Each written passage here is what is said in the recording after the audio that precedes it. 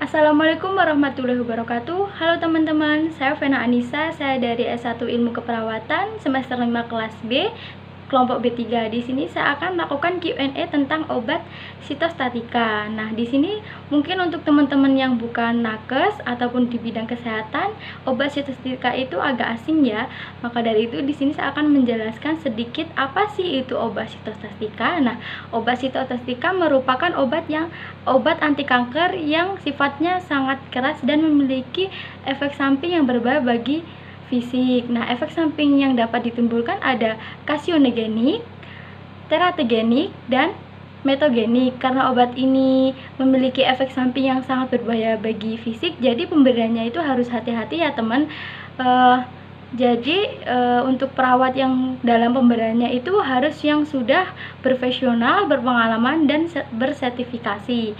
Nah, itu untuk sedikit penjelasan tentang obat sitostatika. Nah, istilah dari obat sitostatika adalah kemioterapi. Langsung saja kita masuk ke Q&A yang pertama.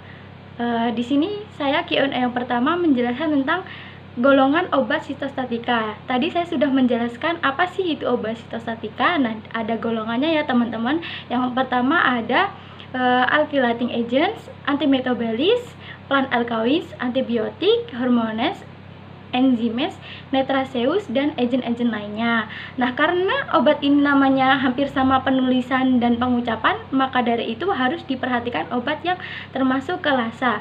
Apa sih itu LASA? LASA adalah look alike dan sound alike, agar tidak salah dalam pemberian obat ke pasien. Selain itu, harus dengan 8 basic benar pemberian obat ya teman-teman. Untuk Q&A yang kedua, nah, efek samping apa sih yang dapat ditimbulkan dari obat-obat sitostatika?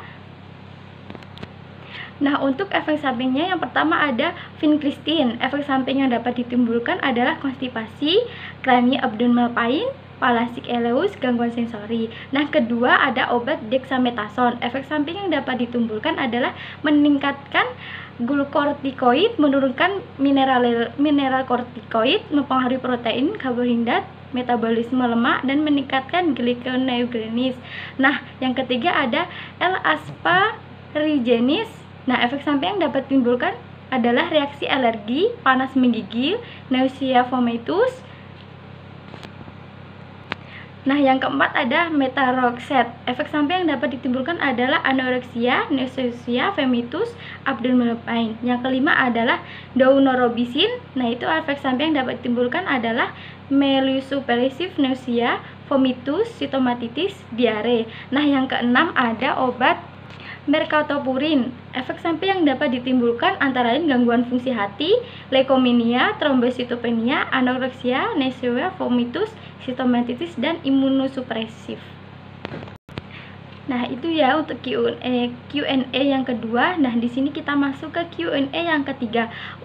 Ini saya akan membahas tentang mengedukasi ke keluarga. Nah, yang itu ada beberapa cara untuk mengedukasi ke keluarga. Yang pertama adalah berikan support ke pasien dan selalu dampingi pasien dalam pengobatan sitostatika ini. Yang kedua adalah mengedukasi efek samping obat sitostatika ini. Yang ketiga adalah pisahkan alat makan antara keluarga dengan pasien. Kemudian anjurkan keluarga menggunakan alat pelindung diri ya teman-teman. Langsung saja kita ke Q&A yang keempat. Q&A yang keempat, di sini saya akan membahas tentang SOP. Yang pertama adalah persiapan pemberian sitostatika. Yang untuk pertama pasien, kita akan memberikan informed consent. Yang kedua, administrasi prosedur pemberian laboratorium. Untuk obat dan alat, diantara lain ada obat disiapkan di ruangan tersendiri. Yang kedua, meja dialasi dengan bahan kedap air dan dilapisi kertas penghisap air. Yang ketiga adalah obat yang digunakan. Yang keempat adalah obat-obatan emergensi seperti oksigen, epinervis, dan lain-lain. Nah, yang kelima adalah kateter yang cocok, spuit dengan cairan yang digunakan. Yang kelima adalah alat pelindung diri kayak sarung tangan, skort, kacamata, masker, baju khusus untuk pemberian obatnya tersebut. Nah, perlu diperhatikan ya teman-teman, untuk perawat itu yang sudah mengetahui prosedur dan harus bergantian, tidak boleh terus-menerus, dan harus bersertifikasi. Nah, untuk tahap pelaksanaan, yang pertama kita harus mencuci tangan terlebih dahulu. Yang kedua, pilih area penusukan yang tepat. Yang ketiga, lakukan dengan teknik aseptik. Yang keempat, hindari kebocoran sarung tangan. Yang kelima, pakai pelindung seperti baju, kacamata, dan lain-lain. Yang keenam, usahakan jangan ada obat yang tercecer di lantai ataupun meja. Yang ketujuh, wajah jangan terlalu dekat ketika waktu kita membuka obat tersebut. Yang kedelapan, buat label pada sepuit.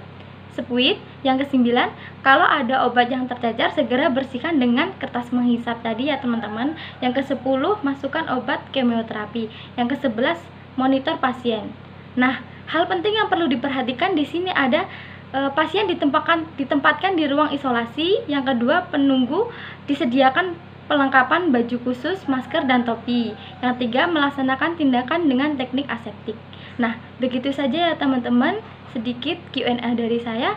Semoga dari Q&A ini bisa bermanfaat untuk teman-teman ya. Saya akhiri, jika ada salah saya mohon maaf. Saya akhiri, wassalamualaikum warahmatullahi wabarakatuh.